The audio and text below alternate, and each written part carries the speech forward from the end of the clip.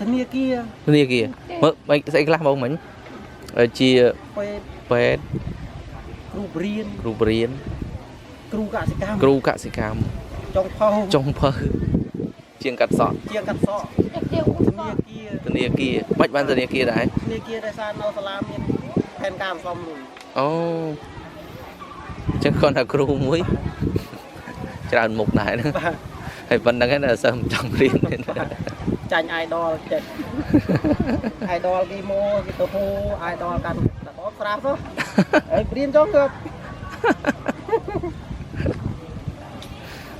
យើងលោកគ្រូគាត់បញ្ជាក់ថាគ្រូជាពេទ្យជាធនាគារជាគ្រូបរិញ្ញាជាចុងភៅជាជាងកាត់សក់ហើយណាមួយចុងភៅអត់បានតាមបាយចូលបាទគ្រូទៀតបងអូនគាត់កាត់សក់នៅបឋមសិក្សាប្រាសាទគោលលោកគ្រូបាទប្រាសាទគោលស្ថិតនៅភូមិខ្វាវបាទនៅស្រុកកោជុំបាទខេត្តសៀមរាបហើយលោកគ្រូពងកាត់សក់រស្មីកាត់សក់រស្មីលោកគ្រូប្រាប់ថាអញ្ចេះគាត់ដើរតួជាធនាគារផងជាគ្រូផងជាចុងភៅផងជាអ្នកចម្អិនម្ហូបផងជា